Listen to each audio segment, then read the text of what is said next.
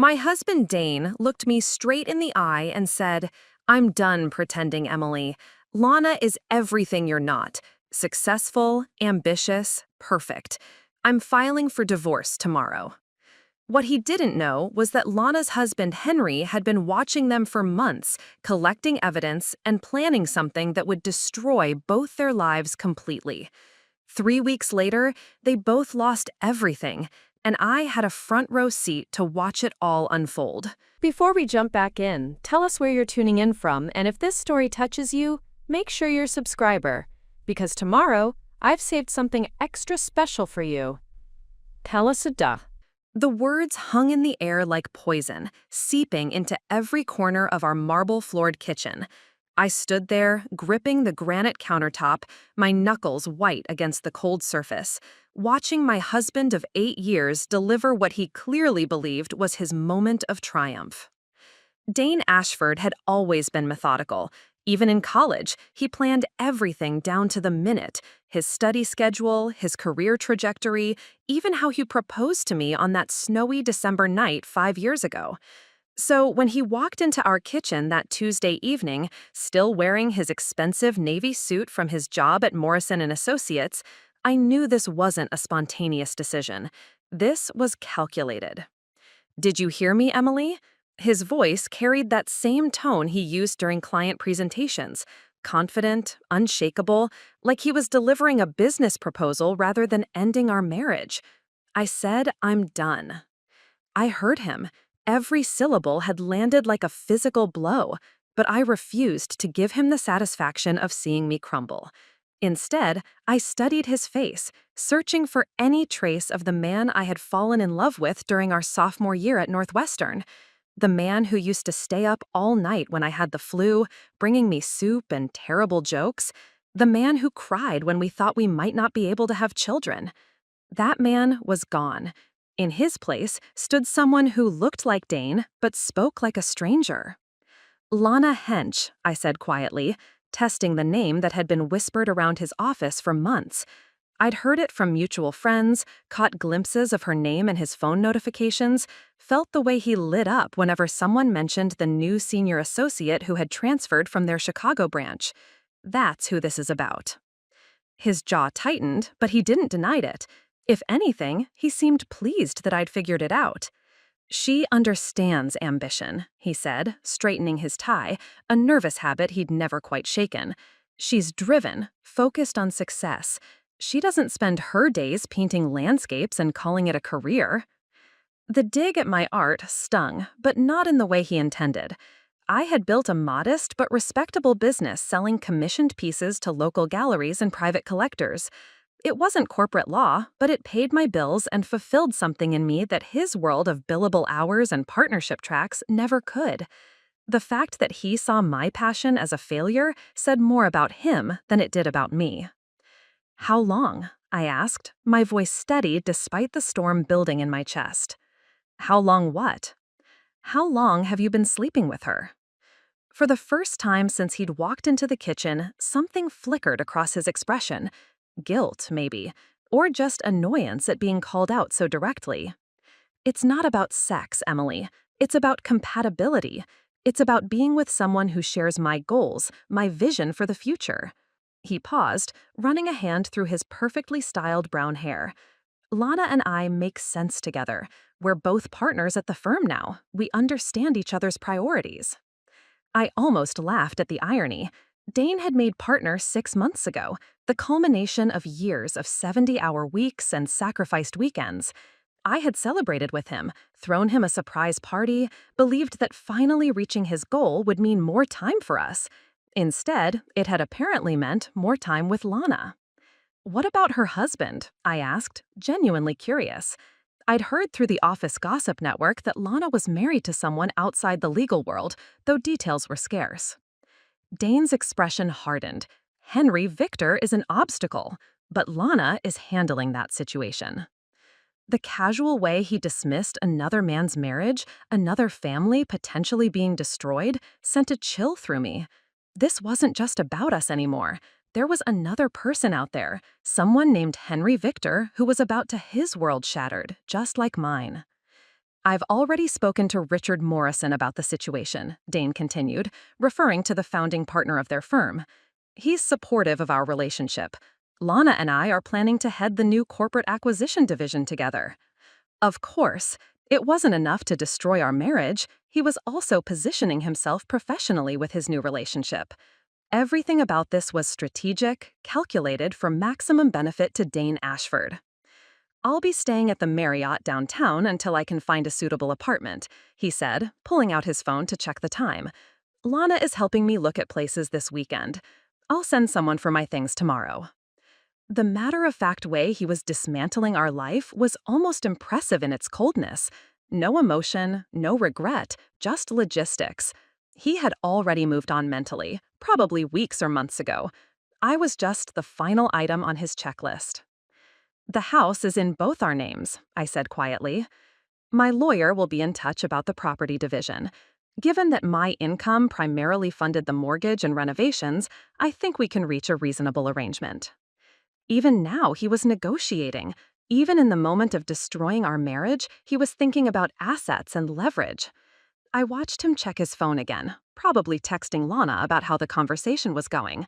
The thought of them discussing my reaction, maybe even laughing about it later over expensive wine, made something cold and hard settle in my stomach. Is there anything else? He asked, as if we were concluding a business meeting rather than ending 8 years of shared dreams and promises. I looked at him, really looked at him, and realized I was seeing him clearly for the first time in years. The ambition I had once found attractive was actually ruthless selfishness. The confidence I had admired was just arrogance dressed up in expensive suits. The drive that had impressed me was nothing more than a willingness to crush anyone who stood between him and what he wanted. "No," I said finally, "I think you've covered everything." He nodded, satisfied, and walked toward the garage door. At the threshold, he paused and looked back. "For what it's worth, Emily, I hope you find someone who appreciates this." He gestured vaguely at me, at the kitchen, at the life we had built together, as if it were all somehow quaint and insufficient. Then he was gone, and I was alone in the silence of my house, listening to the echo of the garage door closing and the sound of his BMW pulling out of the driveway for the last time. What Dane didn't know was that I had been friends with Henry Victor's sister for years. The silence that followed Bain's departure wasn't the hollow emptiness I expected. Instead, it felt like the calm after a storm passes, not peaceful, but clear. For the first time in months, maybe years, I could think without the constant undercurrent of tension that had become our normal. I walked through each room of our house slowly, deliberately, seeing everything with new eyes. The Persian rug we'd bought on our honeymoon in Istanbul. The kitchen island where we used to eat breakfast together before his schedule became too demanding. The master bedroom where he'd been sleeping on his side of the bed like a stranger for the past 6 months, always checking his phone, always somewhere else mentally. It should have felt devastating.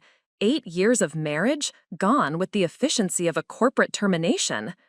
But what struck me most was how little had actually changed. Dane had been absent from our life long before tonight. I just hadn't wanted to admit it. My phone buzzed on the kitchen counter. A text from Morgan Victor, Henry's sister, and my closest friend since art school. "Coffee tomorrow? I have news about the gallery exhibition." I stared at the message, remembering Dane's casual dismissal of Henry as an obstacle that Lana was handling. Morgan had mentioned her brother's marriage had been strained lately, that his wife had been working late constantly, coming home distracted and secretive. The pieces clicked into place with sickening clarity. I typed back, "Yes, and Morgan, there's something we need to discuss about your brother." Her response came immediately. "Henry's been expecting this conversation." That gave me pause. What exactly did Henry know? And more importantly, what had he been planning while Dane and Lana thought they were so clever? I set the phone down and continued my walk through the house. But now, I was seeing it differently. This wasn't a mausoleum of a failed marriage. It was my space, free from the oppressive weight of someone who viewed everything I cared about as inadequate. Preparing and narrating this story took us a lot of time, so if you are enjoying it, subscribe to our channel. It means a lot to us. Now back to the story. In my studio, I stopped in front of the easel holding my latest piece, a landscape of the lake where Dane and I used to go hiking during our first year together. He'd dismissed it yesterday as more trees and water, rolling his eyes at what he called my hobby phase. Looking at it now, I saw something he never could: the way light transformed ordinary things into something extraordinary. The patience required to capture a single moment of beauty. The value of creating something meaningful rather than just profitable. My phone rang. Morgan. I know it's late, but I'm coming over. We need to talk. Morgan, it's past 10. Henry's here with me. We've been waiting for this day, honestly. Pack a bag. You're staying at my place tonight. The line went dead before I could protest. 20 minutes later, Morgan's Honda pulled into my driveway. She climbed out, all 5 feet 2 inches of controlled fury, her dark hair pulled back in the severe bun she wore when she meant business. Behind her, a tall man with graying temples and tired eyes followed, Henry Victor, whom I'd met perhaps 3 times at gallery openings and birthday parties. Emily, Morgan said, pulling me into a fierce hug, I'm so sorry, but I'm also relieved it's finally out in the open.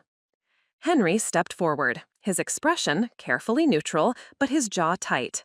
Mrs. Ashford, Emily, I think we have a lot to discuss. You knew, I said. It wasn't a question. I've known for 3 months, he admitted. I hired a private investigator when Lana started working late every night, coming home smelling like expensive cologne that wasn't mine. His voice was steady, but there was an undercurrent of something harder beneath it. Marcus Chen is very thorough. Morgan guided us into my living room, settling onto the couch like she was preparing for a war council. In a way, I suppose she was. Show her, she said to Henry. Henry pulled out a tablet, swiping through what appeared to be dozens of photographs. Dane and Lana at expensive restaurants. Dane and Lana entering the Marriott downtown, the same hotel where he claimed he'd be staying temporarily. Dane and Lana in what looked like a real estate office, examining property listings together. They've been planning this for months, Henry said quietly. The timing isn't coincidental.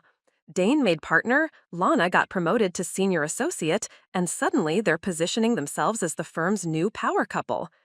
Your marriage and mine were just inconveniences to be managed. I studied the photos, noting the casual intimacy between them, the way Lana's hand rested possessively on Dane's arm, the smug satisfaction in both their expressions. They looked like people who believed they'd figure out how to have everything they wanted without consequences. There's more, Morgan said softly. Henry, show her the financial records. More swiping revealed bank statements, credit card records, expense reports. Dane had been using our joint credit card to pay for their dinners, their hotel rooms, even what appeared to be jewelry purchases. Every romantic gesture, every intimate evening, funded by the marriage he was systematically destroying. My lawyer says this gives us significant leverage in divorce proceedings, Henry continued. The adultery, the financial impropriety, the professional ethics violations of partners conducting an affair that affects firm business. He shrugged. It's a comprehensive disaster for both of them, legally speaking. I should have felt vindicated. The evidence was overwhelming, the path to revenge clearly laid out. But something else was building in my chest. Not anger, but a cold sort of curiosity. What exactly are you planning? I asked. Henry and Morgan exchanged a look. That depends, Henry said carefully, on whether you want justice or just a settlement. I thought about Dane's dismissive gesture at my life, his casual cruelty, the months of lies and manipulation. I thought about Lana, who apparently saw destroying marriages as a strategic career move. I thought about how they'd planned to discard Henry and me like outdated business models. Tell me about justice, I said. Henry smiled for the first time since he'd arrived. It wasn't a pleasant expression. Marcus Chen doesn't just take photographs, he said. And Morrison and Associates has very strict policies about partners who compromise the firm's reputation. The next morning arrived with the kind of crisp, autumn clarity that made everything seem sharper, more defined. I woke up in Morgan's guest room feeling more rested than I had in months, despite the circumstances. Or perhaps because of them. For the first time in years, I knew exactly where I stood. Morgan had coffee ready when I emerged from the shower, along with what appeared to be a thick manila folder sitting on her kitchen table. "Henry dropped this off at 6 a.m., she said, sliding the folder toward me. "He's been busy." I opened it to find what could only be described as a comprehensive dossier. Marcus Chen, whoever he was, clearly believed in thoroughness. Beyond the photographs and financial records from last night, there were timeline charts, phone records, email headers, even parking garage timestamps showing when Dane and Lana had been meeting. But it was the last section that made my breath catch. Morrison and Associates Employee Handbook, Section 12, Professional Conduct and Ethics Violations, I read aloud. The relevant passages were highlighted in yellow. Partners engaging in relationships that create conflicts of interest, compromise client confidentiality, or damage the firm's reputation may face disciplinary action up to and including termination and forfeiture of partnership equity. "Keep reading," Morgan said, settling into the chair across from me with her own coffee. The next document was a client list, specifically clients whose cases had been handled jointly by Dane and Lana over the past 3 months. 12 major corporate accounts, including 3 Fortune 500 companies with strict moral clauses in their legal service contracts. Corporate clients don't like their lawyers making headlines for the wrong reasons, Morgan explained. Henry's been researching this for weeks. Apparently, Morrison and Associates is already on thin ice with Hartwell Industries after some billing irregularities last year.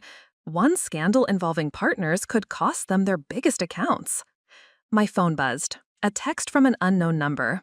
"We need to meet. Today. It's urgent. D." I showed the message to Morgan, who rolled her eyes. "Let me guess. Now that he's had a night to think about it, he's realizing he moved too fast." Another text arrived. "Lana thinks we should talk before lawyers get involved. Meet me at Riverside Cafe at noon." "Lana thinks," Morgan repeated flatly. "So now his mistress is making decisions about your divorce proceedings." A third message. "Emily, I know you're upset, but let's handle this maturely. We can work out an arrangement that benefits everyone." I stared at that last text, feeling something cold settle in my stomach. An arrangement that benefits everyone? The sheer audacity of it was breathtaking. He wanted to manage me, just like he was apparently managing Henry, reduce us to obstacles that could be handled with the right strategy. "I think I should go," I said. Morgan looked at me like I'd suggested jumping off a bridge. No. That's exactly what they want, to control the narrative, make you feel like you have to negotiate for basic respect. "That's exactly why I should go," I said, already reaching for my phone. Let them think they're still in control. I typed back, "Fine, noon at Riverside, but this is the last conversation we're having without lawyers present." His response was immediate. "Thank you. You won't regret this." I almost laughed. I wouldn't regret it, but probably not for the reasons he imagined. At 11:45, I sat in my car outside Riverside Cafe, watching through the windows as Dane and Lana claimed a corner table. Even from a distance, their body language told a story of 2 people who believed they were about to solve a problem. Lana kept checking her phone and gesturing animatedly. Dane nodded along, occasionally glancing toward the parking lot to watch for my arrival. They looked like executives preparing for a negotiation they were confident they'd win. I walked in at exactly noon, noting how they'd positioned themselves. Dane facing the door, Lana with her back to the wall, both with clear sightlines to exits. Even their seating arrangement was strategic. "Emily," Dane stood as I approached, extending his hand toward the empty chair they'd positioned across from them. "Thank you for coming." Lana offered what I supposed was meant to be a sympathetic smile. Up close, she was exactly what I'd expected. Polished, professional, beautiful in the calculated way of someone who understood that appearance was a business tool. Her dark hair was styled in a perfect bob, her makeup flawless, her navy suit clearly expensive. She looked like someone who belonged in Dane's world of conference rooms and client presentations. "I'm Lana," she said, extending a manicured hand. "I've heard so much about you." The sheer nerve of introducing herself as if we were meeting at a networking event almost left me speechless. She was sitting across from the wife of the man she'd been sleeping with, about to discuss the destruction of my marriage, and she was treating it like a business lunch. "I'm sure you have," I said, taking the offered seat but ignoring her hand. "Look, Emily," Dane began, settling back into what I recognized as his client management voice. Reasonable, slightly patronizing, designed to make the listener feel like any disagreement would be unreasonable. "I know last night was abrupt, but Lana and I have been talking, and we think there's a way to handle this that minimizes pain for everyone involved." "Minimizes pain," I repeated. "What Dane means," Lana said, leaning forward slightly, "is that we're all adults here. We all want to move forward with our lives, and getting bogged down in a messy, public divorce helps no one." I studied her face, noting the confidence there, the assumption that she could manage this situation just like any other business problem. She had no idea what was coming. "So what exactly are you proposing?" I asked. Dane pulled out a folder, apparently everyone had folders now, and slid it across the table. "A settlement offer. The house, obviously, would need to be sold, but your share would be substantial, plus alimony for 3 years, which should give you time to establish yourself professionally." Establish myself professionally, as if my art career was a hobby I'd been indulging in until I could find real work. "And in exchange?" I asked, though I already knew. "A clean, no-fault divorce," Lana said smoothly. "No dragging the firm into personal matters, no unnecessary complications." Henry has already agreed to similar terms, so really this could all be resolved very quickly and privately. I looked at both of them, these two people who had systematically destroyed 2 marriages and were now trying to buy their way out of consequences. "That's interesting," I said, "because Henry gave me a very different impression last night." The silence that followed my words was delicious. I watched as uncertainty flickered across both their faces, a crack in the carefully constructed facade of control they'd walked in with. Lana's fingers tightened around her coffee cup, while Dane's confident smile faltered just enough to reveal the calculation beneath it. "What do you mean?" Lana asked, her voice still smooth but with an edge that hadn't been there moments before. I leaned back in my chair, studying them both with the kind of detached interest I usually reserved for a particularly complex painting. It was fascinating how quickly their dynamics shift when they realized they might not have all the information they thought they did. "Henry's been very thorough in his research," I said, letting each word settle in the space between us. "Much more thorough than either of you seem to realize." Dane's jaw tightened. "Emily, whatever Henry told you, he's obviously hurt and not thinking clearly. Men in his position often make threats they can't follow through on." "Men in his position," I repeated, tilting my head slightly. "You mean men whose wives are sleeping with their business partners? Men who've been systematically lied to and financially defrauded? Those men?" Financial fraud is a strong accusation, but her voice had lost some of its earlier confidence. Joint credit cards in a marriage aren't. "I'm not talking about our marriage," I interrupted gently. "I'm talking about Hardwell Industries and Meridian Corp. And that lovely dinner you two had at Les Bernard last month, the one Dane expensed to the Peterson account." The color drained from both their faces. It was remarkable how quickly corporate confidence could evaporate when specific client names were mentioned. "That's," Dane started, then stopped, clearly reconsidering whatever explanation he'd been about to offer. "Billing irregularities," I continued, borrowing Henry's phrase, "especially when they involve partners using client expense accounts to fund their personal relationships. Morrison and Associates already has concerns about financial oversight, doesn't it? Something about a previous incident with Hartwell Industries?" Lana's coffee cup clinked against its saucer as she set it down too quickly. "How could you possibly know about internal firm matters?" "Henry has been very busy over the past 3 months," I said, enjoying the way they both leaned forward slightly, hanging on my words. When someone systematically destroys your life, it's amazing how motivated you become to understand exactly how they did it. Dane cleared his throat, switching tactics. Look, Emily, even if there were some technical irregularities in expense reporting, that's easily corrected. A simple reimbursement to the firm, maybe a minor reprimand. Is that what you think this is? I asked, genuinely curious. What else would it be? Lana demanded, her composure finally beginning to crack. We're talking about dinner receipts, not embezzlement. I almost felt sorry for them. They were still thinking like people who believed the rules applied differently to them, that their positions at the firm made them untouchable. They had no idea what was coming. You're right, I said, standing up slowly. It's not embezzlement. It's a pattern of ethical violations, professional misconduct, and breach of fiduciary duty. But you'll hear all about that from Morrison himself. I believe he's scheduled to meet with both of you tomorrow morning. The blood drained from Dane's face so quickly I thought he might faint. What are you talking about? Richard Morrison, your boss, the founding partner of the firm where you've both built your careers.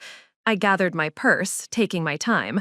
Henry sent him a very comprehensive report this morning, along with copies to the State Bar Association, Hartwell Industries Legal Department, and several other interested parties. Lana shot to her feet. You can't do that. Those are privileged.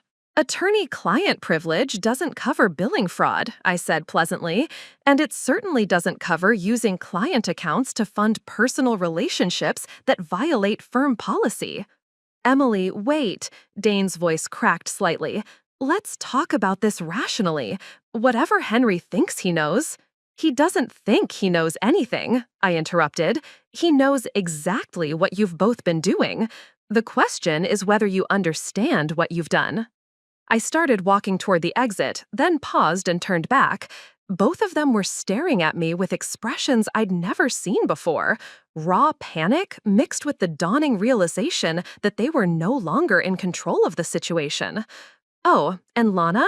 I said, my voice carrying clearly across the cafe. Your husband sends his regards. He's very much looking forward to seeing you at home tonight. I left them sitting there, probably for the first time in months, with nothing to say to each other. Through the cafe windows, I could see them leaning across the table in urgent conversation, Lana's earlier poise completely abandoned, Dane running his hands through his hair in a gesture I recognized as his panic response. My phone buzzed as I reached my car, a text from Henry. How did they take the news? I typed back, about as well as you'd expect. Morrison really meeting with them tomorrow? 9 a.m. sharp. Marcus delivered the report personally this morning. I thought you should have the pleasure. I sat in my car for a moment, watching through the cafe windows as my husband and his mistress continued their frantic discussion. 12 hours ago, they had been confident predators dismantling obstacles to their perfect life. Now, they looked like what they really were, two people who had made catastrophically bad decisions and were just beginning to understand the consequences. But this was only the beginning. What they didn't know yet was that Henry's report hadn't just gone to Morrison and Associates. It had gone to everyone who needed to see it. And in the world of corporate law, reputation was everything. By tomorrow morning, their carefully constructed professional lives would begin unraveling in ways they couldn't possibly imagine. I started my car and drove away, leaving them to figure out exactly how much trouble they were really in. They'd find out soon enough. The drive back to my house felt surreal, like traveling through a landscape that looked familiar but had somehow shifted overnight. Everything appeared the same. The tree-lined streets of our subdivision, the perfectly manicured lawns, the oversized houses that Dane had insisted we needed to maintain our professional image. But I was seeing it all through different eyes. I pulled into the driveway of what was no longer our house, but simply the place where I lived, and sat for a moment in the afternoon silence. The BMW was gone, of course. Dane had taken it to his meeting with Lana, probably assuming they'd drive away with a neat solution to their inconvenient spouses. I wondered if they were still sitting in that cafe, frantically making phone calls, or if they'd already rushed back to Morrison and Associates to do damage control. Inside, the house felt different too. Not empty, Dane had barely been present here for months anyway, but cleaner somehow, unburdened. I walked through the rooms slowly, no longer seeing them as spaces we had shared, but as places that were entirely mine to do with as I pleased. In the kitchen, I made myself a cup of tea and sat at the granite island where Dane had delivered his rehearsed breakup speech less than 24 hours ago. It felt like a lifetime had passed since then. The woman who had stood there, gripping the countertop while her husband casually destroyed their marriage, felt like someone I barely recognized. My phone rang. Henry. "How are you holding up?" he asked, his voice carrying genuine concern. "Better than I expected," I said, and realized I meant it. "How are you?" A long pause. "I've been thinking about that. 3 months ago, when I first suspected something was wrong, I thought discovering the truth would be the hardest part. But it turns out the hardest part was continuing to live with someone who was systematically destroying our life while pretending to care about me." I understood exactly what he meant. The lies, the manipulation, the gradual erosion of trust, all of it was worse than the actual betrayal. At least now we knew where we stood. "Lana came home early," Henry continued, "about an hour ago. She's been on the phone in her office ever since, speaking in the kind of whisper that means crisis management. Are you okay being there with her?" Actually, yes. For the first time in months, I know exactly who I'm dealing with. There's something liberating about not having to pretend anymore. I knew that feeling. The exhausting performance of trying to save a marriage with someone who had already decided to end it, the constant second guessing of your own instincts when they told you something was wrong, all of that was finally over. What happens next? Tomorrow morning, Morrison meets with them. Marcus thinks the firm will want to handle this quietly, maybe forced resignations instead of termination, to avoid the publicity of firing two partners for ethics violations. But either way, their careers at Morrison and Associates are over. I tried to imagine Dane's reaction when he realized that his carefully planned ascension to law firm royalty had been demolished in a single day. All those 70-hour weeks, all that networking and strategic positioning, destroyed because he couldn't resist the temptation to use client accounts to fund his affair. And after that? The state bar investigation will take months, but the evidence is solid. Best case scenario for them, they'll face suspension and professional censure. Worst case? Henry's voice trailed off. Well, billing fraud can be a criminal matter, depending on the amounts involved. We sat in comfortable silence for a moment, two people who had been discarded like outdated business models, now watching their former spouses face the consequences of their choices. "Henry," I said finally, "can I ask you something?" "Of course." "When did you decide to fight back? Was there a specific moment when you knew you weren't going to just accept this quietly?" Another pause. When he spoke, his voice was thoughtful. "It was about 6 weeks ago. Lana came home from one of her late work sessions and found me making dinner.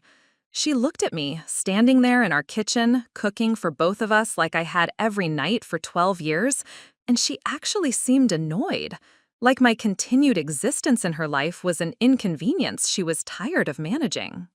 I closed my eyes, remembering Dane's dismissive gesture at our life together, his casual reference to me as something to be handled maturely. "That's when I realized they don't see us as people," Henry continued. "We're just problems to be solved, obstacles to be removed so they can have the life they think they deserve." And I decided that if I was going to be treated like an obstacle, I might as well be an effective one. "An effective obstacle," I repeated, liking the phrase. "Exactly. Tomorrow, they'll discover just how effective we can be."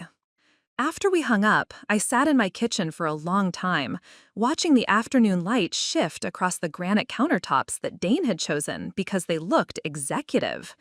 Everything in this house had been selected for image, for the impression it would make on clients and colleagues. Even our marriage had become part of his professional brand, the successful partner with the artistic wife, the perfect balance of ambition and creativity. But I wasn't part of anyone's brand anymore. I was just Emily Ashford, and for the first time in years, that felt like enough. My phone buzzed with another text from Dane. "We need to talk, tonight. This has gone too far." I stared at the message for a moment, then deleted it without responding. He'd had his chance to talk. Now it was time for him to listen. That evening, I did something I hadn't done in years. I painted. Not the careful, commercial landscapes that sold well at local galleries, but something raw and immediate. I set up my easel in the living room, directly in front of the massive windows that Dane had installed to showcase our lifestyle, and began working on a canvas with bold, sweeping strokes. The painting emerged without conscious planning, a storm clearing over dark water, revealing brilliant sky beyond. I lost myself in the rhythm of it, the physical act of creation replacing the mental gymnastics I'd been performing for months, trying to save a marriage that was already dead. I was still painting when headlights swept across the windows. A car door slammed, followed by the aggressive beeping of someone punching the security code wrong multiple times. The front door burst open, and Dane stormed in with the kind of barely contained fury I'd only seen him display during depositions with hostile witnesses. "What the hell do you think you're doing?" he demanded, still in his expensive suit but with his tie loosened and his hair disheveled. Behind him, Lana hovered in the doorway like she wasn't sure she was invited inside. I didn't stop painting. "I'm working on a new piece. Storm clearing, if you're interested in the artistic interpretation." "Don't be cute, Emily. You know exactly what I'm talking about." He gestured wildly toward me, nearly knocking over a side table. "That meeting with Morrison is career suicide for both of us. You need to call Henry right now and tell him to withdraw that report." "Why would I do that?" I asked, adding another stroke of brilliant yellow to represent sunlight breaking through clouds. "Because this is insane." Lana stepped forward, her earlier poise completely abandoned. Her perfect hair was messed from running her hands through it, and her makeup showed stress lines I hadn't noticed at lunch. "You're destroying 4 lives over a relationship that could have been handled privately." I finally turned from my easel to look at her directly. 4 lives? "Yours, mine, Dane's, Henry's," she counted off on her fingers. "If this goes public, if Morrison and Associates fires us both, everyone loses. Your alimony disappears, Henry's lifestyle disappears, our careers are over." "My lifestyle," I interrupted, "never depended on your career. And Henry has his own business, which I suspect you'd know if you'd ever bothered to ask him about it." Confusion flickered across her face. Apparently, in all her strategic planning, she'd never actually researched what her husband did for a living. "Henry owns 3 auto body shops and 2 commercial properties," I continued, returning to my painting. "He's quite successful, actually. Self-made, unlike those of us who built our lives around law firm partnerships." Dane's face was turning an alarming shade of red. "Emily, stop this nonsense and listen to me. I know you're hurt, but think rationally. If you destroy my career, you destroy your own financial security." "My financial security," I said, mixing blue and white on my palette, "is fine. I've been keeping separate accounts for 2 years, ever since you started criticizing every purchase I made as frivolous, artistic expenses." That wasn't entirely true. I had some savings, but nothing close to the lifestyle we'd been living. But watching his expression shift from anger to uncertainty was worth the bluff. "You can't be serious about going through with this," Lana said, her voice taking on a pleading edge. "Morrison already suspended us both pending investigation. Do you understand what that means? We can't work on cases, we can't bill clients, You can't use client accounts to pay for romantic dinners," I finished. "Yes, I imagine that would be inconvenient." Dane stepped closer, and for a moment I thought he might actually grab the paintbrush from my hand. "This stops now. You call Henry, you both withdraw your complaints, and we handle this like adults. I'll give you the house, full ownership, plus reasonable alimony. Lana and I will transfer to the Chicago office, start fresh there." "Start fresh?" I repeated, still painting. Interesting phrase. What does Henry get in this arrangement? A wife who's proven she'll abandon him the moment something better comes along?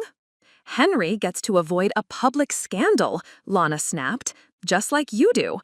Or would you prefer to have your private life dissected in legal proceedings and local newspapers? I set down my brush and turned to face them both fully. They looked desperate now, all their careful planning reduced to begging in my living room while I painted in clothes that cost less than Lana's shoes. You know what I find fascinating? I said. 3 months ago, if you'd simply asked for divorces like honest people, we probably would have agreed. Henry suspected you were having an affair anyway, and I knew our marriage was over. We might have been hurt, but we would have survived. Then why? Dane started. Because you didn't want just divorces, I continued. You wanted to keep your respectable marriages while having your exciting affair. You wanted Henry and me to be convenient cover stories while you played out your corporate romance fantasy. You wanted to use us. Lana's professional mask slipped completely. So what? This is revenge? You're going to destroy everything because your feelings got hurt? I smiled, picking up my brush again. This isn't revenge, Lana. Revenge would be personal, emotional, about making you pay for hurting me. I added another stroke of brilliant gold to the emerging sun in my painting. This is consequences. And consequences aren't about feelings, they're about choices. Dane's phone buzzed. He glanced at it and went pale. Morrison wants to see us at 8 a.m. tomorrow instead of 9, emergency meeting. Then you should probably get some rest, I said pleasantly. Tomorrow's going to be a very long day. The next morning, I woke to silence. No hurried shower sounds, no coffee maker grinding, no urgent phone calls about client emergencies. For the first time in 8 years, I had the luxury of beginning my day without accommodating someone else's schedule. I made myself breakfast, real breakfast, not the quick coffee and toast I usually grabbed while Dane rattled off his daily meetings, and settled at the kitchen table with my laptop. If Henry could research our spouse's professional destruction, I could certainly educate myself about what came next. The Morrison & Associates website painted the picture of a prestigious firm built on integrity, excellence, and client service. Their partners page featured glamorous headshots and impressive credentials. Dane's photo smiled confidently from the corporate law section, while Lana's appeared under senior associates. By tomorrow, I suspected both photos would be quietly removed. I dug deeper, researching the firm's history, their major clients, the professional standards they claim to uphold. What I found was fascinating. Morrison & Associates had built their reputation on representing conservative, family-owned corporations, exactly the kind of clients who wouldn't tolerate partners engaging in public scandals. My phone buzzed with a text from Morgan. Coffee in an hour. Henry has updates. We met at a small cafe downtown, far from the corporate district where Dane and Lana were presumably facing their professional reckoning. Henry looked better than I'd expected. Tired, but with the focused energy of someone who'd been working toward a specific goal for months. How did it go? I asked, as he slid into the booth across from Morgan and me. Better than expected, he said, pulling out his phone. Marcus has contacts everywhere, including someone who works in Morrison's building. The meeting started at 8 a.m. sharp. He showed us a series of text messages from his investigator. Both arrived separately, Ashford 7:45, Hench 7:50. Neither spoke to each other in lobby. Security escorted them to conference room, not Morrison's office. Bad sign. Morrison brought 2 other partners and legal counsel. Very bad sign. Legal counsel? Morgan raised an eyebrow. The firm's protecting itself, Henry explained. When partners violate ethics rules, especially involving client accounts, the firm becomes liable. They need their own lawyers to document how they're handling the situation. Another message appeared. Both left separately through parking garage. Ashford looked shell-shocked. Hench was crying. I tried to picture Lana, polished, controlled Lana, crying in a parking garage. The image felt almost surreal. So they're fired? I asked. Suspended indefinitely, pending investigation, Henry corrected, which in corporate speak means fired, but with legal paperwork that protects the firm from wrongful termination lawsuits. My phone rang. Dane's number. I let it go to voicemail, then played the message on speaker. Emily, we need to talk immediately. This situation is, we need to discuss our options. Call me back as soon as you get this. His voice was strained, lacking the confident authority I'd grown accustomed to over 8 years. He sounded like a man who just watched his carefully constructed world collapse. Listen to this one, Henry said, playing a voicemail from Lana. Her voice was barely recognizable, high, panicked, desperate. Henry, please, you have to call me back. They're talking about criminal charges. Criminal charges, Henry. We need to fix this before it goes any further. Please, just call me. We can work this out. Criminal charges. The words hung in the air between us. Marcus pulled the detailed expense reports, Henry continued. It's not just dinner receipts. There's a weekend trip to Napa Valley billed to the Hartwell account, jewelry purchases charged to 3 different client accounts, even what appears to be a down payment on an apartment that was expensed as client development. Morgan whistled low. How much total? Just over $47,000 across 6 months. Henry's voice was matter-of-fact, but I could see the anger underneath. $47,000 of other people's money to fund their relationship while they lied to us every single day. I thought about Dane's casual dismissal of my art as frivolous expenses while he was spending nearly $50,000 on his affair. The hypocrisy was breathtaking.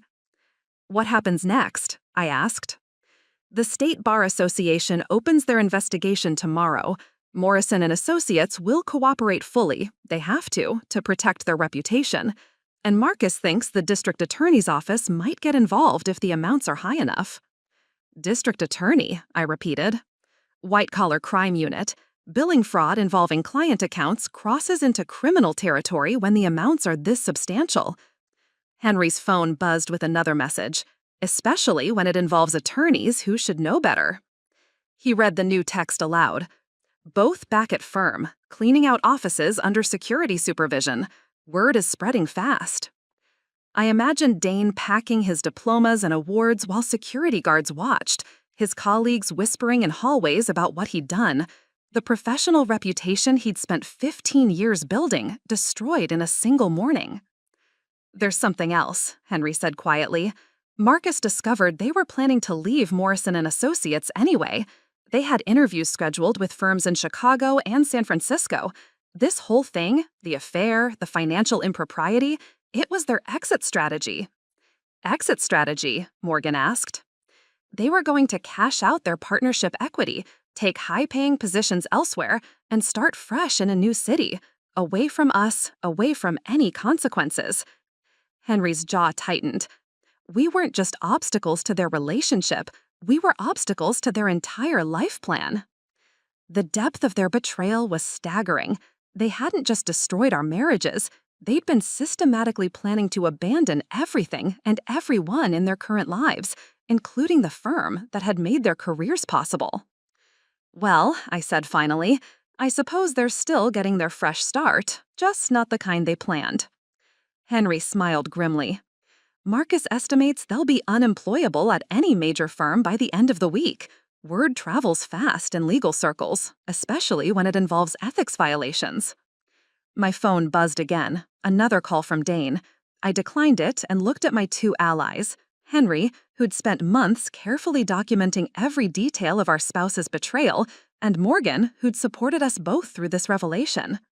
So what now? I asked.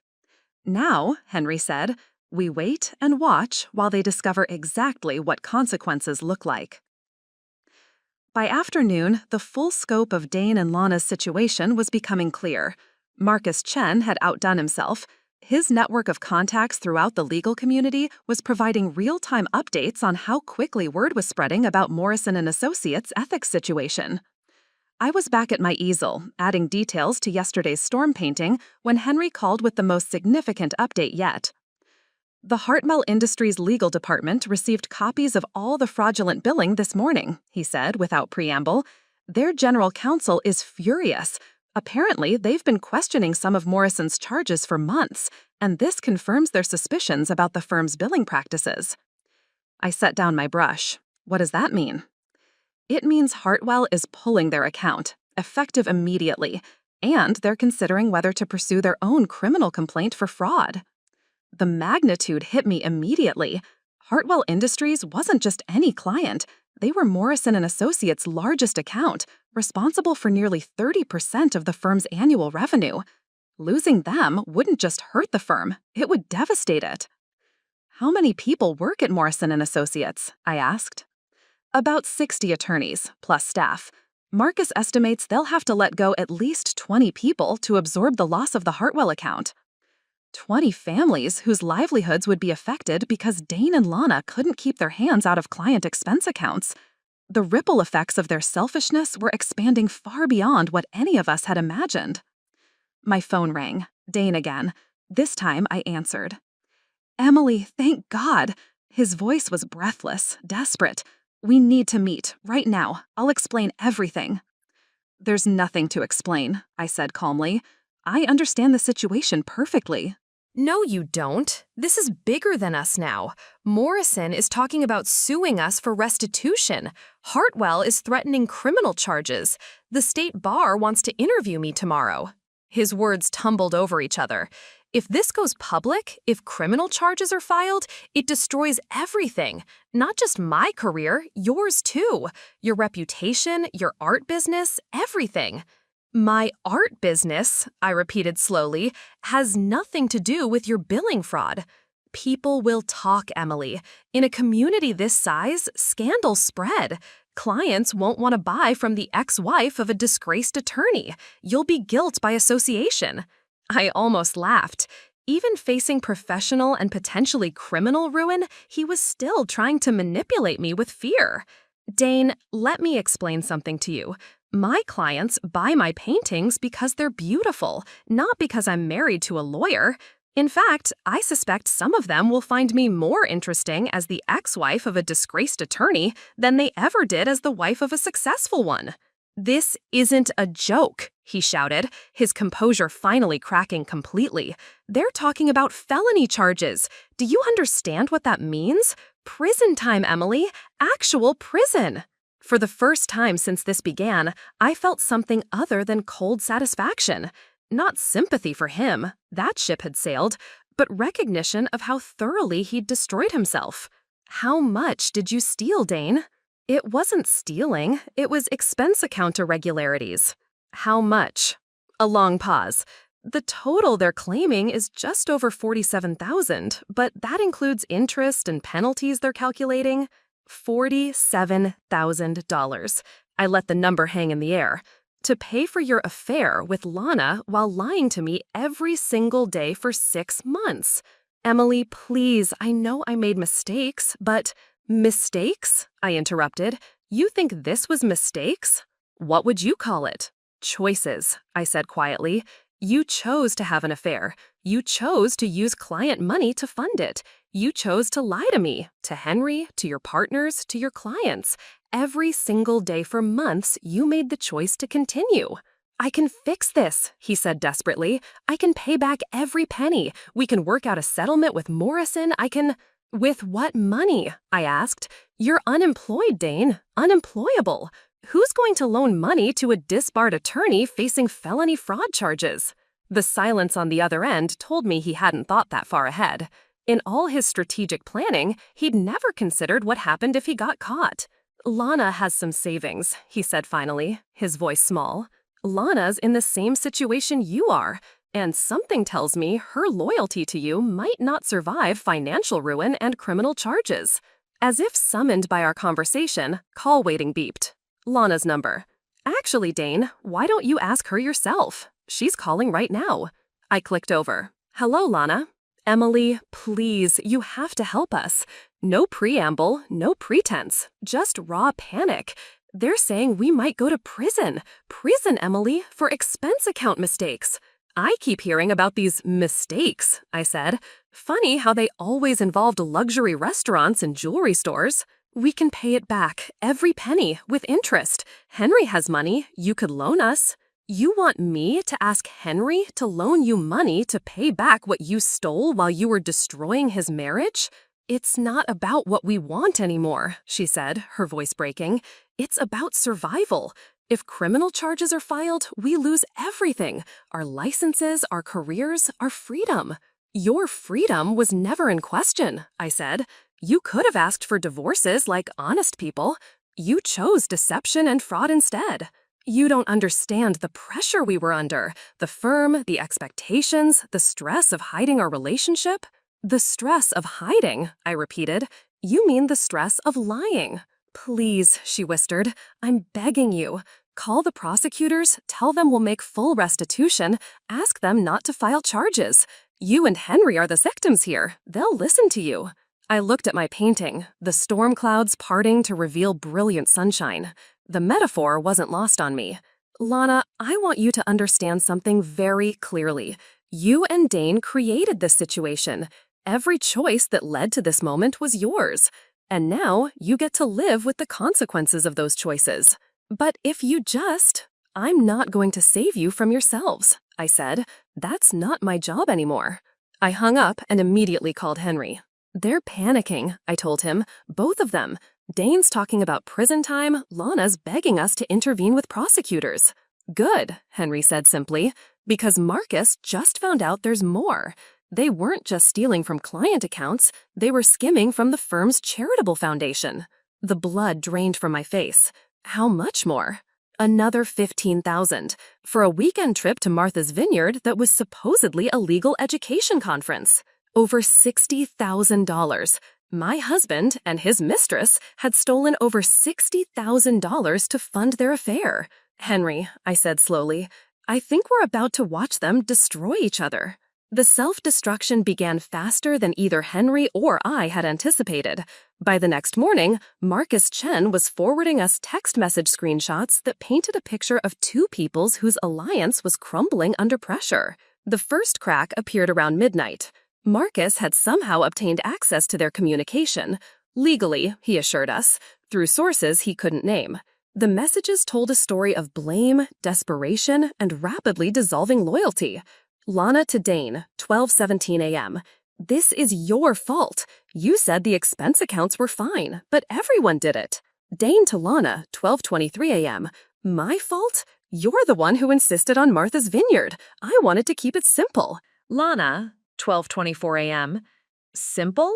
You charged a $3,000 necklace to the Peterson account and called it client entertainment. Dane, 12:31 a.m. That was a gift for you. You loved it when I gave it to you. Lana, 12:33 a.m. I loved it when I thought you bought it with your money, not stolen client funds. I sat in my kitchen reading these exchanges over coffee, watching two people who had destroyed their marriages for each other now tearing each other apart. There was something almost poetic about it. The best part, Henry said over the phone, is that they're both talking to lawyers now, separate lawyers. Separate lawyers? Criminal defense attorneys. Marcus says the word around town is that they're pointing fingers at each other, each trying to minimize their own culpability. That afternoon brought even more dramatic developments. Morgan called with news that spread through our social circle like wildfire.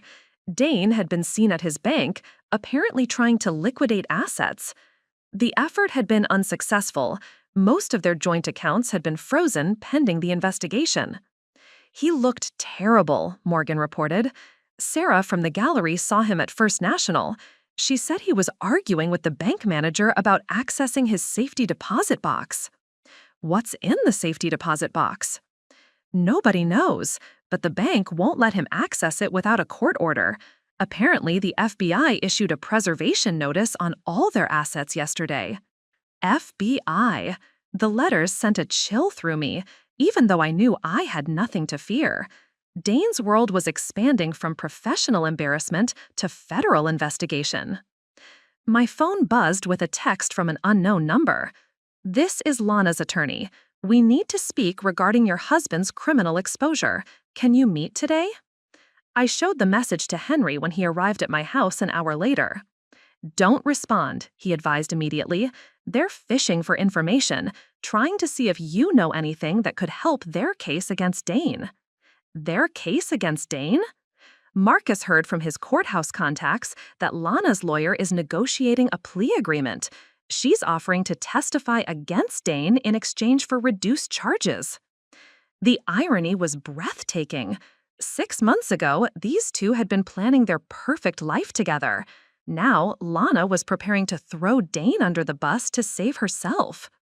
What about Dane? Is he doing the same thing? That's where it gets interesting. Henry pulled out his phone and showed me a news article from the legal trade publication. Read this. The headline made my stomach drop. Morrison and Associates partner alleges coercion by senior associate in billing fraud scheme. I read the article twice before the full meaning sank in. Dane was claiming that Lana had pressured him into the fraudulent billing, that she had threatened to end their relationship if he didn't find ways to fund their lifestyle.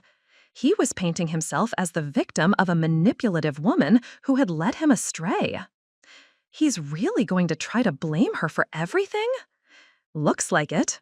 His lawyer issued a statement saying Dane was emotionally compromised by an exploitative relationship and misled about the legality of certain expense procedures. I almost felt sorry for Lana. Almost.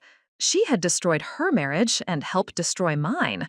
But watching Dane systematically betray her the same way he'd betrayed me was still ugly to witness. So they're both trying to destroy each other to save themselves? Exactly. And from what Marcus is hearing, the prosecutors are happy to let them. 2 defendants pointing fingers at each other makes the government's case much easier. That evening, the dam burst completely.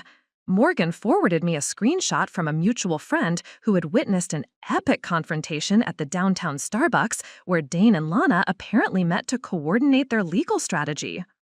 The meeting had ended with Lana throwing her coffee at Dane and screaming loud enough for the entire cafe to hear, "You lying, cowardly bastard! I would never have done any of this without you!"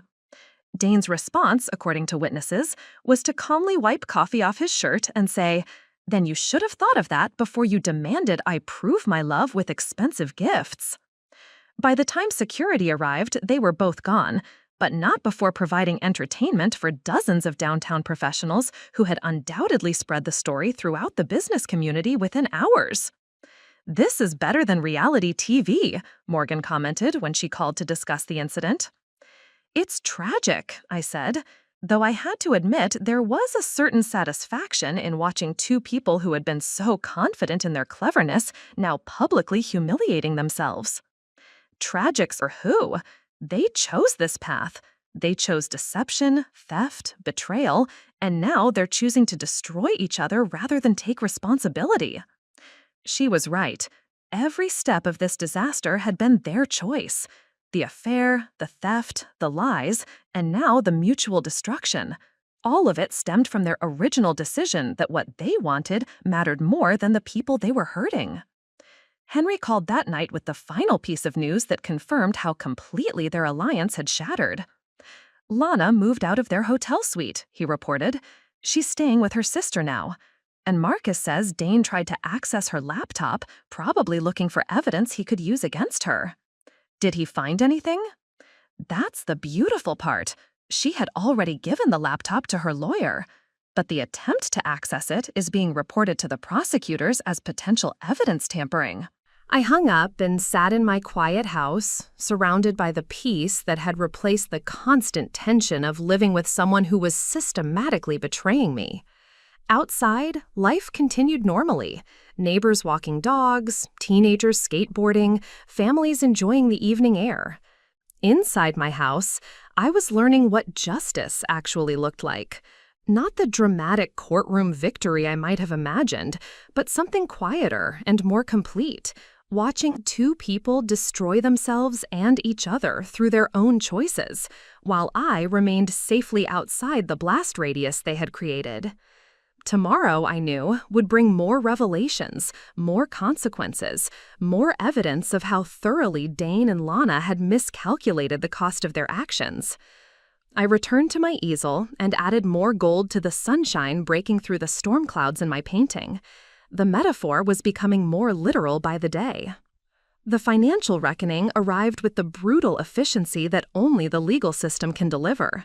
Henry called early Thursday morning with news that Marcus had been tracking through his courthouse contacts. The federal prosecutors had filed formal charges.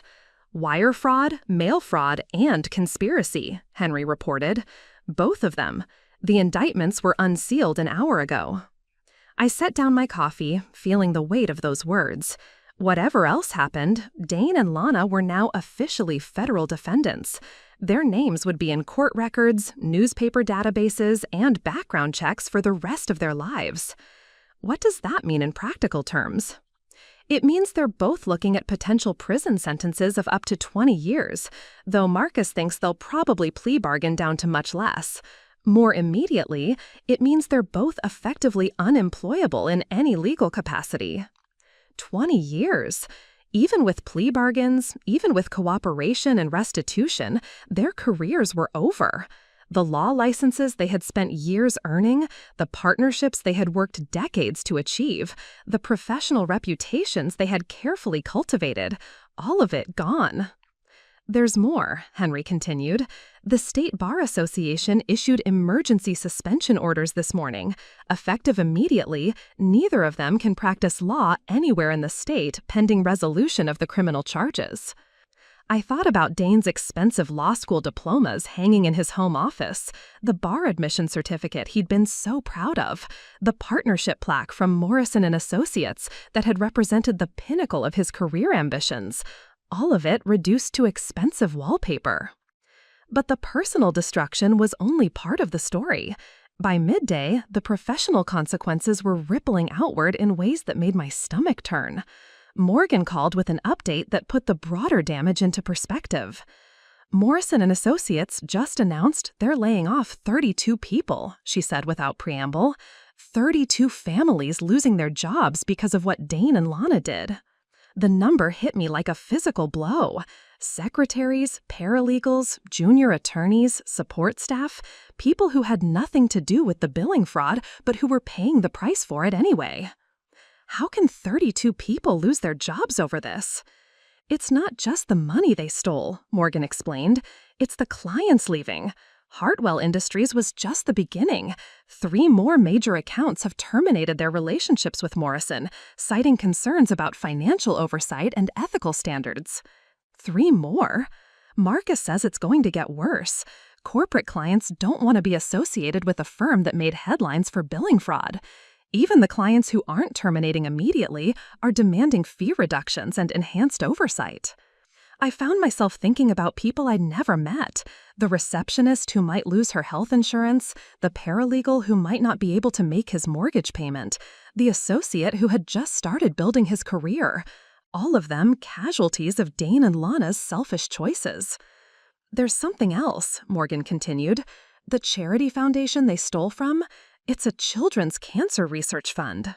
My blood went cold. They stole from a cancer charity? $15,000 that was supposed to fund research grants for pediatric oncology.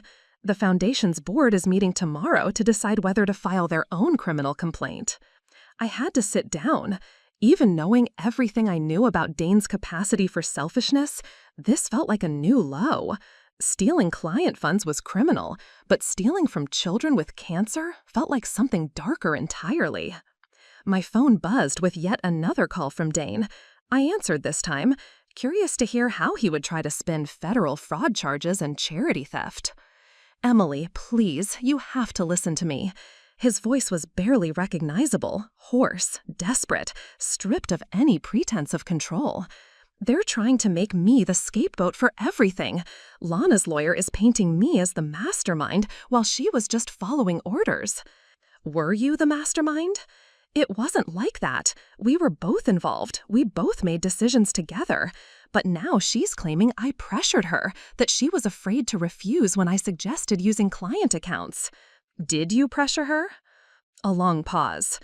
I suggested some of the financial arrangements, but she was enthusiastic about the benefits. She loved the expensive restaurants, the jewelry, the weekend trips. She never objected to any of it. So you're both guilty. That's not Emily. You don't understand. Her lawyer is offering a cooperation deal. She's going to testify that I masterminded everything, that she was just a victim of my manipulation. They're going to paint me as a predator who took advantage of a vulnerable woman.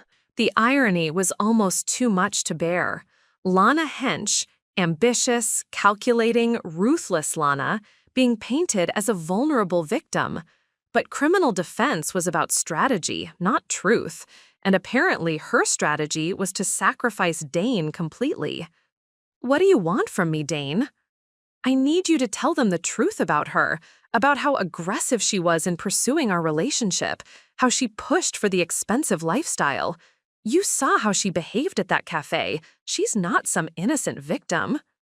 "You want me to testify against your mistress to help defend you in your criminal trial?"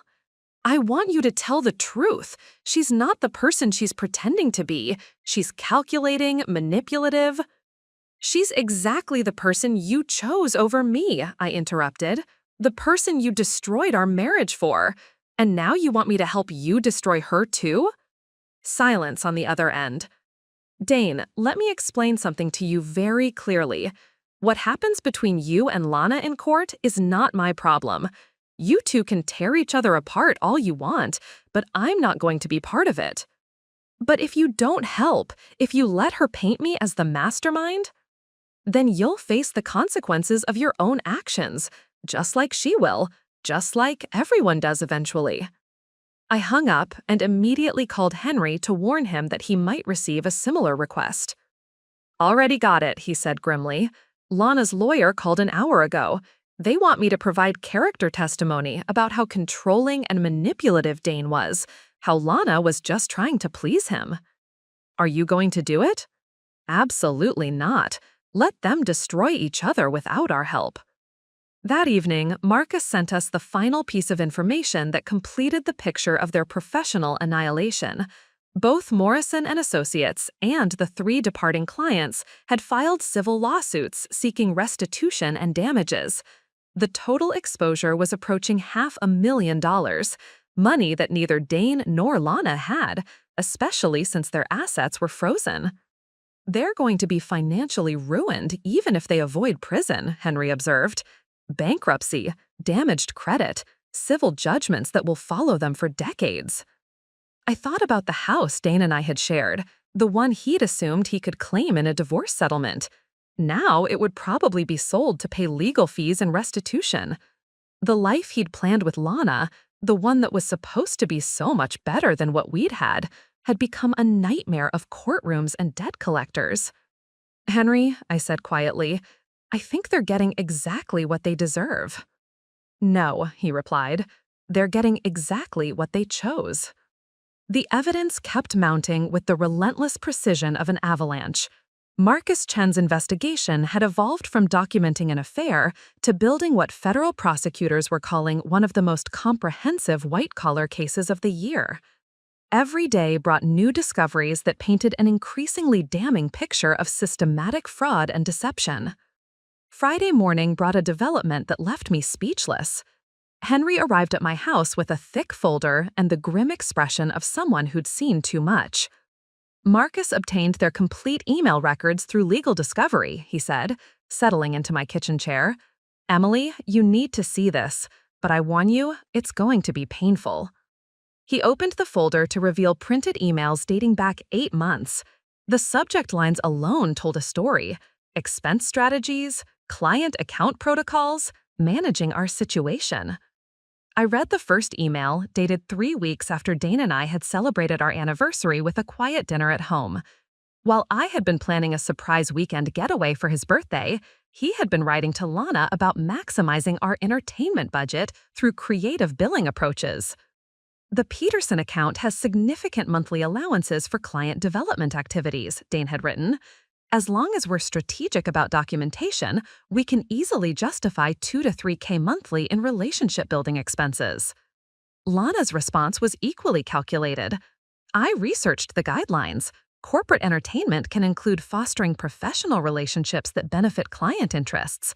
We just need to be smart about it." I felt sick reading their casual discussion of theft, couched in corporate jargon that made it sound like legitimate business strategy. But it got worse. "Look at this one from 4 months ago," Henry said, pointing to an email exchange about their Martha's Vineyard trip.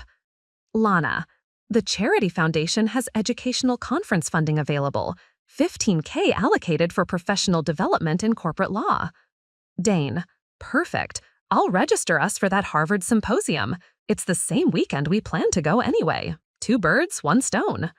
Lana, "I love how efficiently your mind works. This is exactly why we're perfect partners." Partners. They had been planning their systematic theft while calling each other partners, treating the destruction of our marriages like a business venture with built-in funding from other people's money. "There's more," Henry said quietly. "Read this one from 6 weeks ago." The email was titled Exit Strategy Timeline, and it laid out their plan in chilling detail. Dane would finalize his partnership equity buyout by December. Lana would complete her transition to senior associate and vest her profit-sharing benefits by January. They would submit resignations simultaneously in February, citing new opportunities and expanded markets. "By March, we'll be in San Francisco with clean records and no entanglements," Dane had written. "A fresh start for both of us." "Can't wait to leave this small-town mentality behind," Lana had replied. "San Francisco firms understand that success requires bold thinking." "Entanglements," I said aloud. "That's what we were to them. Entanglements." It gets worse, Henry said, turning to another section. Marcus found their apartment applications for San Francisco. They were planning to move in together in March, assuming their spouses would be handled appropriately by then. The apartment listings were for luxury condos with Bay Area views, monthly rents that exceeded most people's annual salaries.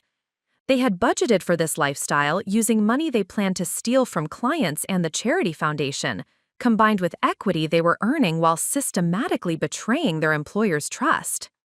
How did they think they'd get away with this? "Look at this email from 3 months ago," Henry said. "They discuss it directly." Dane, "The beauty of our approach is that by the time anyone notices patterns in the billing, we'll be gone. Morrison won't pursue former partners aggressively, bad for firm reputation." Lana, "Plus, our performance reviews are stellar. No one suspects that successful attorneys would risk their careers over expense accounts." Dane, "Exactly. We're hiding in plain sight. Success is the perfect camouflage." Their arrogance was breathtaking. They had genuinely believed that their professional achievements made them untouchable, that their positions at the firm provided immunity from consequences. But the most damaging evidence was yet to come. Marcus had uncovered a series of emails between Lana and a contact at a competing firm, someone who had apparently been helping them plan their transition to San Francisco. "My colleagues are very impressed with both your credentials," the contact had written. "The partnership track here moves faster for attorneys with your experience level. We're prepared to offer significant signing bonuses to secure your commitment." Lana's response, "We appreciate the confidence. Our current situation has some complexities that require discreet handling, but we anticipate being available for transition by March, as discussed." Understood. Corporate transitions often involve delicate timing. We're prepared to be flexible regarding start dates and any non-compete considerations. They had been negotiating new jobs while actively stealing from their current employer. The San Francisco firm, one of the most prestigious on the West Coast, had been prepared to pay them signing bonuses to join their corporate law division. "Did you contact the San Francisco firm?" I asked. Marcus did, yes. They withdrew their offers immediately and are cooperating with the federal investigation. Apparently, they're mortified to have been unknowingly recruiting federal crime suspects. I imagined the conversation, where prestigious California lawyers learned that their promising new hires were actually defendants in a fraud case involving children's cancer charity theft. The legal community was smaller than most people realized. Word would spread quickly. "There's one more thing," Henry said, pulling out the final section of emails. These are from last week, after they knew they were under investigation. The final emails showed 2 people in complete panic, each trying to save themselves at the other's expense. Lana had been secretly copying evidence to her personal accounts, apparently building a case to blame Dane for initiating the fraud. Meanwhile, Dane had been documenting every luxury purchase Lana had requested, creating his own trail of evidence to prove she had been an enthusiastic participant. "I have receipts for every gift you asked for," Dane had written 3 days ago. "Every restaurant you chose, every trip you suggested. If you try to paint me as the mastermind, I'll show them exactly how eager you were to spend other people's money." Lana's reply: "Go ahead. I have emails showing you initiated every billing irregularity and pressured me to participate. Let's see who the jury believes, the predatory male partner or the female associate who was afraid to refuse her superior's demands." Even facing federal prosecution, they were still trying to manipulate and control the narrative. But now they were manipulating each other, and the mutual destruction was almost surgical in its precision. "They're each other's worst enemies now," Henry observed. "They always were," I said, closing the folder. "They just didn't know it yet." That evening, Marcus sent his final update of the week. Both defense teams had requested separate trial dates, and both were seeking to introduce evidence of the other defendant's primary culpability in the fraud scheme. The love affair that had destroyed 2 marriages and ruined dozens of lives had devolved into a legal death match where the only goal was ensuring the other person faced worst consequences. I looked at my storm painting, now nearly complete. The dark clouds were almost entirely dispersed, replaced by brilliant sunshine and clear sky. Sometimes, I reflected, justice looked exactly like watching people destroy themselves with their own choices. The weekend brought an unexpected quiet. No frantic phone calls, no desperate text messages, no updates from Marcus about new evidence or legal developments. It felt like the eye of a hurricane, a deceptive calm before whatever came next. I spent Saturday morning in my studio, putting the finishing touches on my storm painting. The metaphor had become so literal that I almost laughed as I added the final highlights to the emerging sunshine. Sometimes life provided its own artistic inspiration. That's when I heard the car in my driveway. Not the tentative approach of someone hoping to avoid confrontation, but the aggressive acceleration of someone who had made a decision and intended to follow through with it. I looked out the window to see Dane's BMW, followed immediately by a smaller sedan I didn't recognize. Both cars sat in my driveway like an invasion force, engines ticking as they cooled in the afternoon silence. Dane emerged first, looking worse than I'd ever seen him. His usually immaculate appearance had deteriorated into something that suggested he'd been sleeping in his clothes. His hair was unkempt, his shirt wrinkled, and there were dark circles under his eyes that spoke of sleepless nights and relentless anxiety. Behind him, Lana climbed out of the sedan. She looked marginally better. Her clothes were clean, her hair styled, but there was something brittle about her composure, like glass under pressure. They didn't speak to each other, didn't even look at each other, but moved toward my front door with the coordinated desperation of people who had exhausted all other options. The doorbell rang once, twice, then dissolved into aggressive knocking. "Emily, please," Dane's voice carried through the door. "We know you're home. We just want to talk." "We need to talk," Lana added, her voice higher than usual, strained with barely controlled panic. I considered ignoring them, letting them stand on my porch until they gave up and left, but curiosity won out. I wanted to see what 2 people facing federal prosecution and mutual betrayal looked like when they tried to present a united front. I opened the door but didn't invite them in. They stood on my porch like supplicants, their earlier arrogance replaced by something I'd never seen from either of them before: genuine fear. "What do you want?" I asked. "We've been thinking about everything," Dane started, his words tumbling over each other in his haste to get them out. "About the situation, about the legal complications, about how this affects everyone." "Everyone?" I repeated.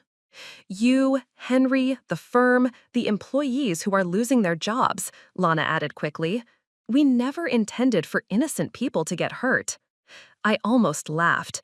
They had spent months systematically planning to abandon everyone in their lives, and now they were claiming concern for innocent people. "What exactly are you proposing?" "We want to make this right," Dane said. "Full restitution to every account we used, plus interest and penalties. We'll cooperate completely with the investigation, accept responsibility for our actions. Accept responsibility, I said slowly. Both of you? Together? They exchanged a quick glance, the first acknowledgement of each other's presence since they'd arrived. We've been talking, Lana said carefully. Our lawyers think that if we present a united front, if we both take responsibility and agree to make full restitution, the prosecutors might be willing to negotiate reduced charges. Your lawyers think this. The same lawyers who were building cases against each other just 2 days ago? Another uncomfortable glance between them. We fired our criminal attorneys, Dane admitted. We hired a new team that specializes in joint defense strategies. They think we have a better chance if we cooperate instead of fighting each other. And what does this have to do with me? We need character witnesses, Lana said, her professional composure starting to crack. People who can testify that we're not the criminals the prosecutors are making us out to be, that we made mistakes, but we're fundamentally good people who got caught up in a situation that spiraled out of control. You want me to testify that you're a good person? I said to Dane, the man who destroyed our marriage and stole $60,000 to fund his affair? You want me to testify that you're a good person? I said to Lana, when you helped steal money from children with cancer? The color drained from both their faces. Emily, please, Dane said, his voice breaking slightly. I know I hurt you. I know I made terrible choices. But if these charges stand, if we both go to prison, it destroys more than just us. Your financial security, Henry's. My financial security was never dependent on your criminal career, I interrupted. And Henry's business has nothing to do with your legal troubles. But the civil lawsuits, Lana pressed, the restitution demands, they're talking about seizing all our assets, including the house you live in, Henry's properties. The house I live in, I corrected, became my sole property the moment you decided to commit federal crimes with joint assets. And Henry's properties are protected because he had nothing to do with your fraud. I could see the desperation growing in both their expressions as they realized I understood the legal situation better than they'd hoped. What do you want from us? Dane asked finally. What would it take for you to help us? I studied their faces. These two people who had been so confident, so certain of their superiority just weeks ago. Now they stood on my porch begging for help from the women they had discarded like outdated furniture. I want you to understand something, I said quietly. 3 months ago, if you had simply asked for divorces honestly, we would have been hurt, but we would have survived. If you had left your jobs honorably and moved to San Francisco with clean consciences, you might even have been happy. They stared at me, waiting. But you chose deception. You chose theft. You chose to destroy marriages, steal from charities, and betray everyone who trusted you. And now you want the people you betrayed to save you from the consequences of your own choices. We can make it right, Lana started. No, I said firmly. You can't. You can pay back the money, you can apologize, you can cooperate with prosecutors, but you can't make it right. Those employees who lost their jobs, the cancer research that was defunded, the trust that was broken, none of that can be made right. So you won't help us, Dane said, his voice hollow. I won't lie for you, I corrected. If prosecutors want to ask me about your character, I'll tell them exactly what I know. About the husband who spent months planning to abandon me while using stolen money to fund his affair. About the woman who helped him steal from sick children to pay for luxury vacations. That's not fair, Lana began. That's exactly fair, I said. That's what fairness looks like. Actions have consequences, and you don't get to choose which consequences you face. I stepped back inside and began to close the door. Emily, wait, Dane called desperately. Please, we have nowhere else to turn. Then you should have thought of that, I said, before you burned down your own lives. I closed the door and watched through the window as they stood on my porch for several more minutes, talking in urgent whispers. Finally, they walked back to their cars.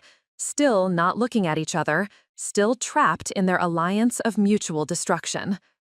As they drove away, I realized I felt nothing. No satisfaction, no pity, no anger. Just the quiet certainty that justice sometimes looked exactly like watching people reap what they had sown. Monday morning brought a phone call that changed everything I thought I knew about the scope of Dane and Lana's crimes.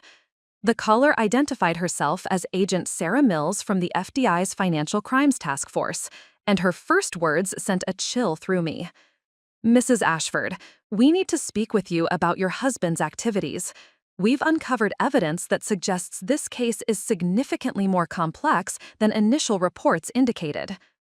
An hour later, I sat in a sterile conference room at the federal building downtown, across from Agent Mills and two other investigators whose business cards identified them as specialists in white-collar crime and financial fraud. The folder Agent Mills placed on the table between us was easily 3 times thicker than anything Marcus Chen had compiled. "Mrs. Ashford, what we're about to show you is evidence that will likely be presented in federal court. We want you to understand the full scope of what your husband and Miss Hench were involved in." She opened the folder to reveal bank records, transaction logs, and financial documents that painted a picture far more devastating than I had imagined. The billing fraud that had cost Morrison and Associates their major clients was apparently just the visible tip of a much deeper iceberg. "Your husband had been skimming from client settlements for over 2 years, Agent Mills explained, pointing to highlighted entries and account ledgers. Small amounts initially, never more than what might be explained as accounting errors, but the pattern shows systematic theft totaling nearly $200,000. $200,000. I stared at the numbers, trying to process the magnitude of what I was seeing. This wasn't expense account abuse or credit card fraud. This was industrial-level theft from clients who had trusted Dane to manage their legal settlements. "Miss Hench joined the scheme approximately 18 months ago," another agent continued, "initially as a co-conspirator, but the evidence suggests she was also being systematically defrauded by your husband." "What do you mean?" "Your husband was telling Miss Hench that the money was being used for joint expenses, their relationship, their planned move to San Francisco, but our analysis shows that approximately 60% of the stolen funds were being diverted to accounts Miss Hench had no access to." I felt a moment of surprised sympathy for Lana before catching myself. She had still participated in stealing from clients and charities, regardless of whether Dane was also stealing from her. Where was the money going? Agent Mills turned to another section of the folder: cryptocurrency investments, offshore accounts, and what appears to be preparation for a much more extensive disappearance than Miss Hench was aware of. The evidence was staggering. While Lana had been planning their romantic escape to San Francisco, Dane had been establishing financial footholds in countries without extradition treaties. Bank accounts in the Cayman Islands, digital currency wallets, even what appeared to be preliminary real estate inquiries in South America. "He was planning to abandon her," I said quietly. "The evidence suggests that your husband intended to disappear entirely once he had accumulated sufficient funds. Miss Hench appears to have been unaware of this aspect of his planning." I thought about their emails discussing their exit strategy and fresh start. While Lana had been envisioning a new life as a successful law firm power couple, Dane had been planning to vanish with stolen money, leaving her to face the consequences alone. "There's more," Agent Mills said, turning to the final section. "We've identified at least 12 other attorneys across 3 states who were involved in similar schemes with your husband. He was recruiting lawyers from other firms to participate in systematic client fund diversions." He was running a criminal network? A sophisticated one. Each attorney would skim small amounts from settlements and personal injury awards, transferring the funds through a complex network designed to obscure the source. Your husband was essentially operating as a criminal banker for corrupt lawyers. The scope was breathtaking. While I had been living with him, sharing meals and conversations and a bed, Dane had been operating a multi-state criminal enterprise that had stolen millions of dollars from clients who had already suffered injuries, losses, and trauma. Ms. Hench's participation appears to have been limited to the Morrison and Associates operation, another agent added. But she was unknowingly helping to launder funds from the broader network through their joint expenses and luxury purchases. My phone buzzed with a text message. "Henry, FBI at your house? Everything okay?" I showed the message to Agent Mills, who nodded permission for me to respond. "At Federal Building, you need to hear this. Can you come downtown?" "On my way." While we waited for Henry, Agent Mills walked me through the timeline of Dane's criminal evolution. It had started small, minor adjustments to billing that no one would notice, but success had bred ambition, and ambition had bred the systematic network that was now unraveling across multiple states. The investigation currently involves 14 defendants across 4 jurisdictions, she explained. Your husband appears to be the central coordinator, which means he's facing the most serious charges. How serious? If convicted on all counts, he's looking at potential sentences of 35 to 40 years in federal prison. 40 years. Even with cooperation and plea bargaining, Dane was facing the possibility of spending the rest of his productive life in prison. The man who had coldly calculated how to steal from vulnerable clients would now have decades to contemplate the consequences of those choices. Henry arrived just as Agent Mills was explaining the broader implications of the case. His face went pale as he absorbed the scale of the criminal network his wife had unknowingly helped facilitate. "Lana really didn't know about the other lawyers?" he asked. "The evidence suggests she believed she was participating in isolated billing irregularities, not systematic money laundering for a criminal network. That may work in her favor during sentencing, but it doesn't change her culpability for the crimes we can prove." "What happens next?" I asked. "Grand jury indictments for all 14 defendants within the next 2 weeks. Your husband will likely be offered the opportunity to cooperate against the other network members in exchange for reduced sentencing, but given his central role, his exposure remains substantial." Agent Mills gathered the documents and prepared to leave, but paused to deliver one final piece of information that left me speechless. "Mrs. Ashford, you should know that our investigation began because one of the victim clients contacted the FBI directly. An elderly woman whose personal injury settlement was reduced by nearly $50,000 through your husband's manipulations. She spent months trying to get answers from Morrison & Associates before contacting federal authorities. An elderly woman, someone's grandmother, probably, who had been injured and then systematically robbed by the lawyer she trusted to protect her interests. The personal nature of Dane's victims made his crimes feel even more despicable. As Henry and I left the federal building, I realized that everything I thought I knew about the extent of Dane's betrayal had been just the beginning. He hadn't just destroyed our marriage and stolen from his firm. He had built a criminal empire that had caused suffering across multiple states. "Emily," Henry said quietly as we reached our cars, "I think we've been witnessing something much bigger than we realized." "I think," I replied, "we've been witnessing exactly who Dane really was all along. We just couldn't see it because we trusted him." That evening, I sat in my studio staring at my completed storm painting. The metaphor of clearing skies and emerging sunshine felt inadequate now. This wasn't just about weathering a personal crisis. It was about discovering that the person I had shared my life with was fundamentally different from who I had believed him to be. But even that realization brought a strange kind of peace. I hadn't lost a good man to temporary weakness or midlife crisis. I had escaped from someone whose capacity for deception and cruelty ran deeper than I could have imagined. The news broke on a Tuesday morning with the kind of media attention that turns local scandals into national stories. I was having coffee when Morgan called, her voice breathless with excitement and horror. "Turn on Channel 7, now." I reached for the remote and found myself staring at a live news report from the steps of the federal courthouse.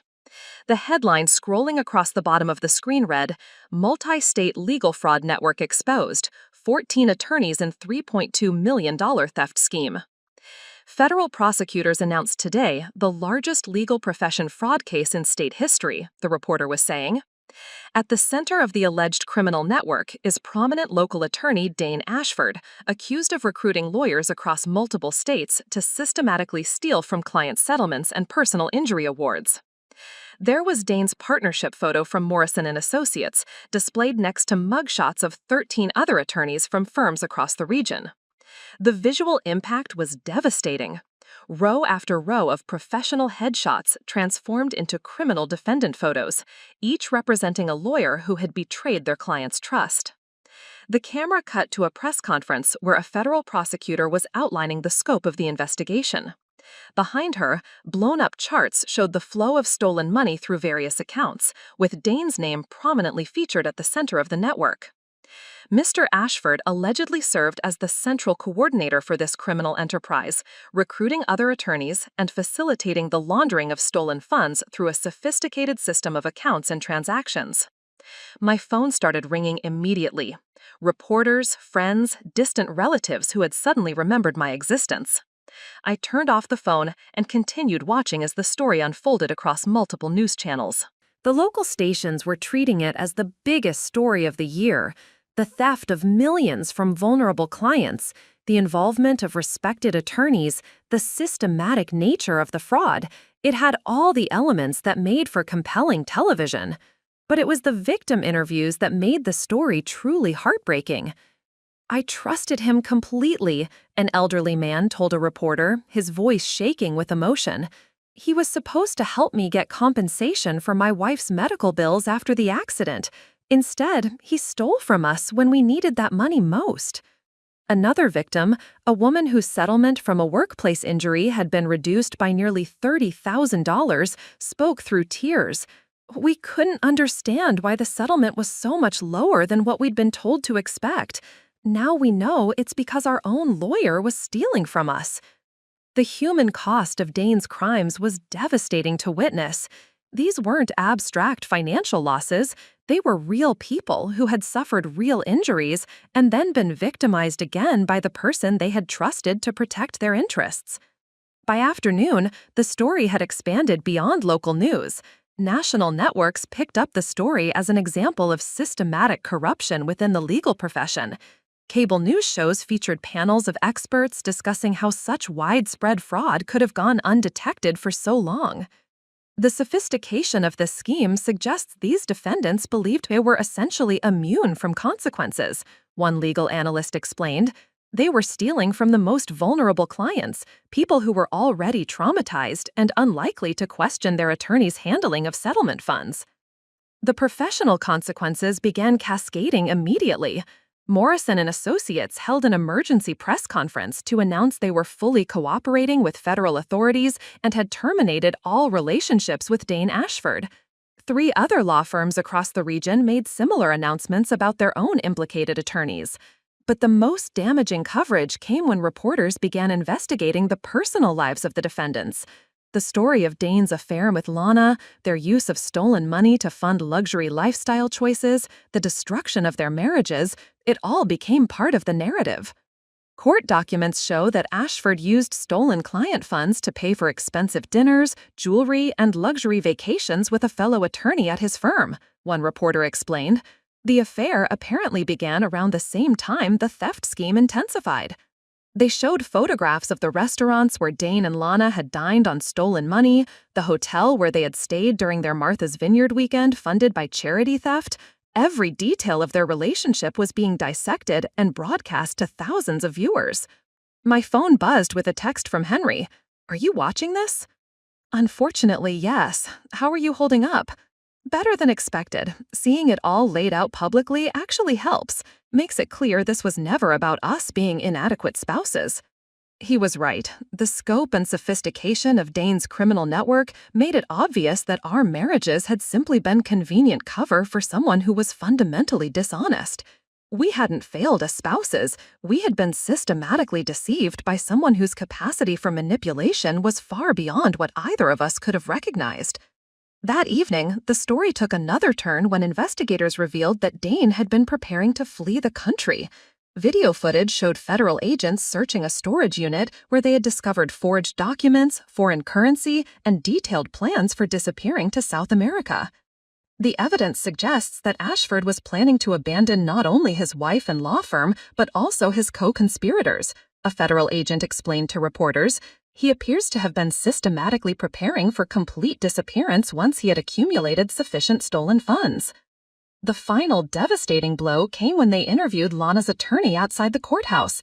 Disheveled and clearly overwhelmed, he confirmed that his client had been unaware of the broader criminal network and was cooperating fully with federal investigators. Miss Hench believed she was participating in minor billing irregularities, not systematic theft from vulnerable clients, he stated. She had no knowledge of Mr. Ashford's plans to flee the country or abandon their relationship. Even his criminal defense attorney was throwing him under the bus. The man who had once commanded respect and fear in courtrooms across the state was now being abandoned by everyone who had ever worked with him. As the news coverage continued into the evening, I realized I was watching the complete destruction of everything Dane had spent his life building.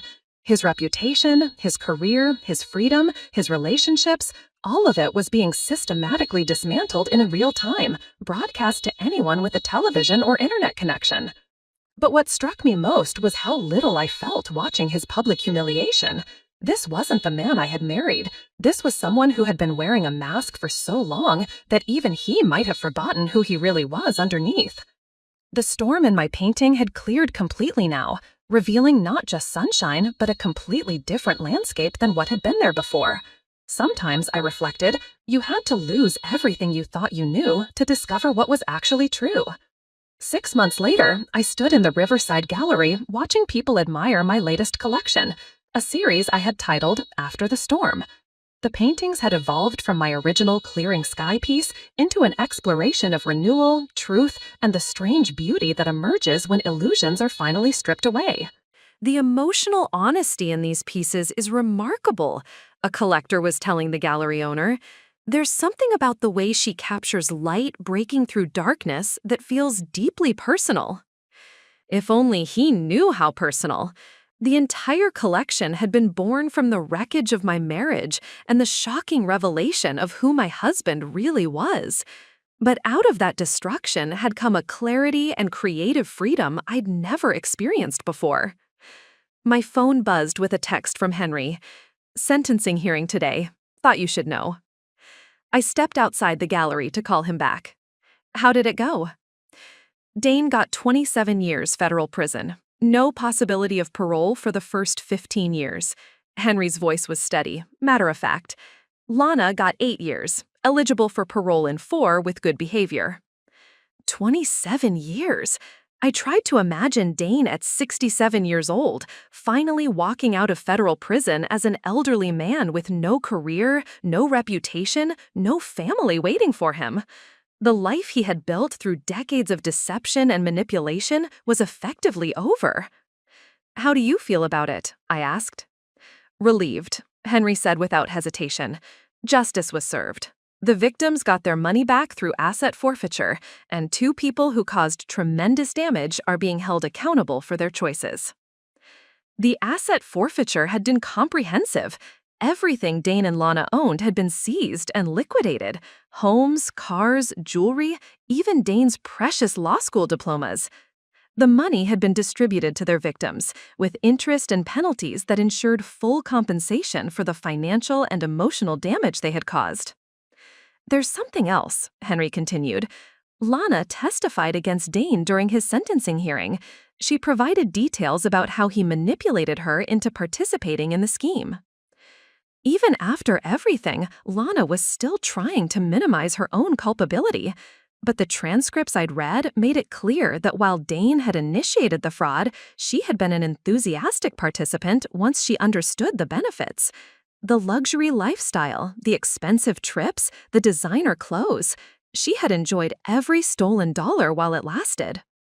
Do you think she was really manipulated? I think she made choices, just like he did, Henry said. Maybe different choices, maybe lesser choices, but still her choices. The sentence reflects that. After we hung up, I walked back into the gallery and stood in front of my favorite piece from the collection.